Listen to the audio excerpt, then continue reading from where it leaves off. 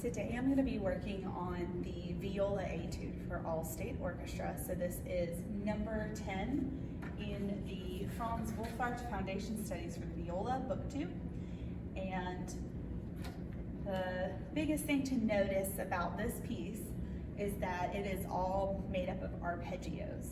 So remember, the arpeggio is when we pull out the first note, the third note, the fifth note, and then of course the top note of the scale. And so each measure makes up a chord. So please see my marked up copy to see more about that. So first of all, to establish G minor, let's play a G minor scale. So we're going to have two flats in this scale. We're going to have B flat and E flat. So we have low 2, low 1,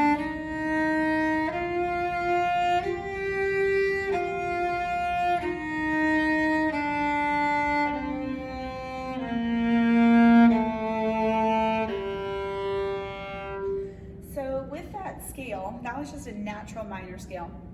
We can do what's called a harmonic minor scale, and this is when we raise the seventh note of the scale half a step. So that would be, in this case, the F sharp. So it'll actually be like this.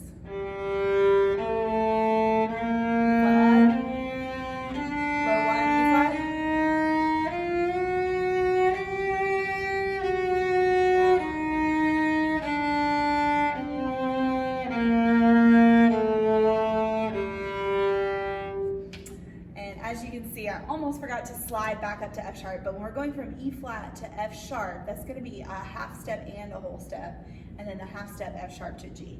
So that kind of helps establish the key signature for this piece. So if I'm looking through, just thinking harmonically about this piece, first of all, that can really help me with tuning the notes, especially because we are going to be playing in position. So I'm going to kind of focus on that aspect of it, and then I'll do another video to address some of the shifting. So to start out with, we start out in G minor. So the very first arpeggio we have is G, B flat, D, then we have G again, we have B flat, and then D. So those are all the notes I can play in first position. Now with shifting, we have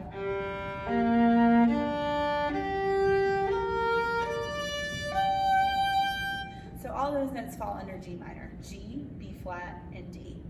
All right, then thinking about where we go from G minor. So G minor is the root chord, and if we're thinking about relationships of notes, so G minor is the 1, we're gonna move up to the 4th of this scale, so G, A, B, C. So we arrive on C, and because we're in a minor key, we're still gonna be in C minor. And so again, what this means is that anytime I'm playing a minor pattern, we are moving the half step of the scale to be between the second and third notes. So now C minor, we have C, D, E flat, okay? So I am looking at the 5th measure. This is actually where it goes to C minor, even though it starts on a G. So it sounds like this. We have G, C, E flat, G, C, and E flat. And again, that's just all in first position to hear the note names. And then back in position. So again, we have those low fingers. So that's really going to be the challenge of this piece, is making sure we have a lot of low 2s, low 1s.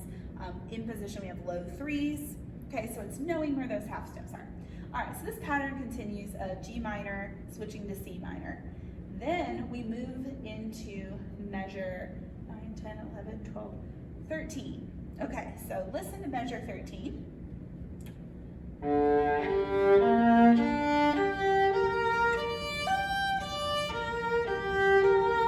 So looking at all those notes, we basically still have G minor, and then we get into measure 15.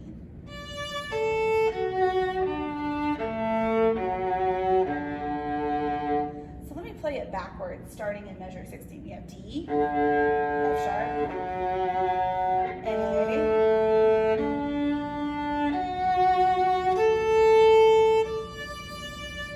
so we have D, F sharp, and A. So now we actually have a major chord in this piece, and that's very normal for pieces to move from minor to major. So we have a major chord, we have D major. So we're going from lots of low twos to now, and low threes like this, to high threes. So especially on viola, to play that F sharp on the C string, think about swinging your elbow under, bringing your fingers up really curved to play that note. And again, to practice this, I could work my way backwards in this measure. So starting on measure 16, I'm gonna go from D, then F sharp, A, D, F sharp, A, and then I can work my way back down. D, A, F sharp, D, A. Okay, and that's the beginning of the piece. That's sort of the first section of the piece. So moving from basically G minor to C minor, alternating between those patterns, using the notes in each of those chords, and then moving into a D major chord on 15 and 16. All right, and then 17 starts everything back over.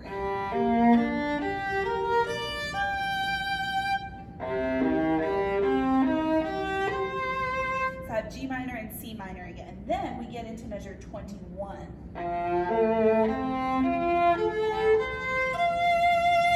You'll notice that that one is major. So now we have a major arpeggio. It's an F major arpeggio. So again, notice they've put a natural to remind us on the A that we have F. Again, extend 3 on the C string. So again, I'm gonna have to really bring my arm around on the viola. 4th finger F, A. Okay, so F major. And then we kind of stay in a major key at this point. OMG, a measure that's not in position, a measure that is in first position, that is measure 23. And listening, we have, let's see, we've got B flat, D, F, B flat, D flat. So it's a B flat major chord. Keep going, now we're kind of in major. So if we look at, let's see, 23, 24, measure 25, major, but then something weird happens. At the top of this pattern, starting in measure 25, we have a B flat. So this actually turns it into a diminished chord, meaning that top note of the scale, that B flat, is half a step lower than it should be, right? So high 3, low 3. So notice my low 3, high 3 again. Swing your elbow up and around. So let me show you that transition one more time. So we have B flat. This is measure 24, 25, sorry, 25, 26, starting with a B flat. So we have, watch my elbow. I'm rocking and rolling while I'm playing that C down to the C string. There's my B flat. I've lost my spot. There we go. B flat, G, and now we're back in F major. And so this is where I recommend taking the time to tune and play with a tuning device, a chromatic tuning device, to hear what each of those notes sounds like. So again, we have F, A. So we're in third position, and again, I'll do that in more detail in another video, but F to A, C, F, A, C. And the most important thing is I should sound like I'm in a major key here. I should sound like I'm in a major key. Again, we get the same thing in measure 29.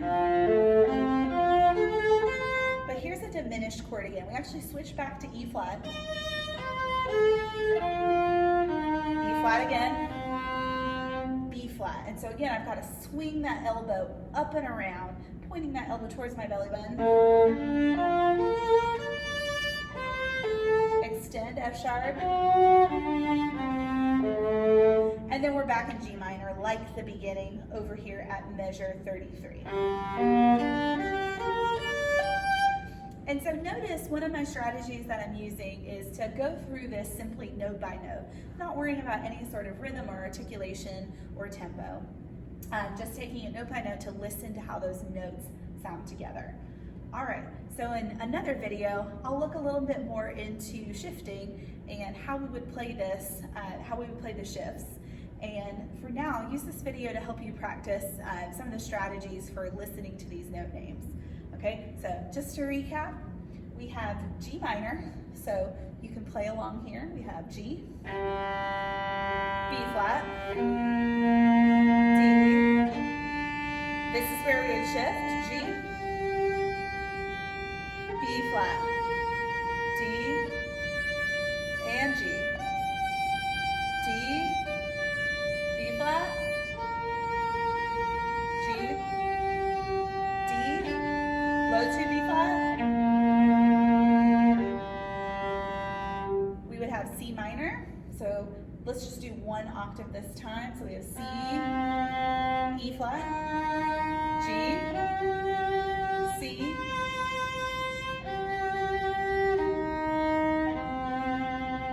and then we have our major arpeggios. So we have D,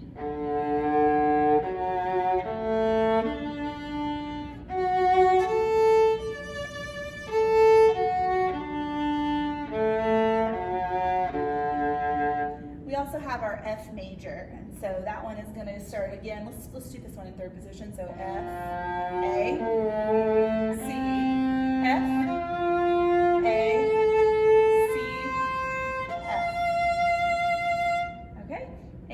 the only other ones we have that are different, we have that F major again, but this time we add the E flat to make it diminished.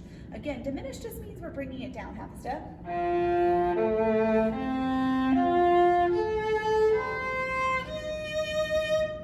And of course we have our B flat. We have our B flat, which is B flat, D, F, B flat.